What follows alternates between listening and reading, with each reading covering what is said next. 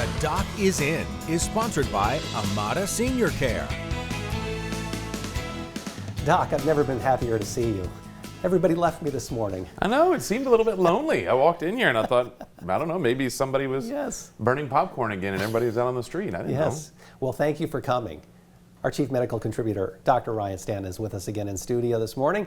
And today he is focusing on some of the nasty germs that come with kids going back to school. Yeah, we kind of mentioned it last week that there was going to be, with the schools coming back in session, we're going to see this big increase in viral illnesses, and not just COVID. We're seeing a lot of that, but a lot of everything else as well. So schools are cranking back up, and that does mean we can expect an increase in viral syndromes over the next couple of weeks. A 2-year study following over 160,000 households composed of both adults and children found that just over 70% of the viral transmissions in the household were pediatric index cases, meaning that they started with the child. Further, these pediatric index cases were reduced by 60% to 80% during school breaks. The good news is that a few things can help decrease that risk. Up to 80% of infectious diseases are spread through touch. Classrooms have countless high-touch surfaces, including light switches, tabletops, shared supplies, doorknobs, sport equipment, and everything else in there. Keeping these surfaces clean can decrease transmission risk. Proper hand washing can prevent up to about 30% of diarrheal-related illnesses and about 20% of respiratory infections, such as cold and flu. The CDC also reports that proper hand washing reduces absenteeism due to GI-related illnesses by up to 57%. So, lots of number there, but another important recommendation is staying home if you're sick. That one's a pretty easy one.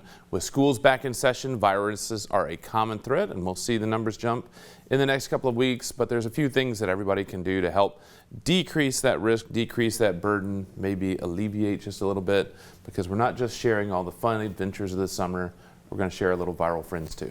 Do you feel like because of COVID, where so much emphasis was put on washing your hands, do you feel because of that people are better at it now going forward, or have they kind of forgotten about it now that COVID has dropped off? Well, I think there's been quite a bit of a backslide, but also keep in mind, kids don't have viral prevention on the top of their mind with regard to return to school. So it really is about the parents, the teachers, everybody else being involved to be active in decreasing that increasing disease prevention, decreasing the burden of viruses. And coming up in then about half hour, we're going to actually talk about some things you can do from a lifestyle standpoint to decrease that risk, and it actually applies to all of us. Oh, okay, you have my attention. There we go. That's called a tease. Great to have him in studio, Dr. Ryan Stanton.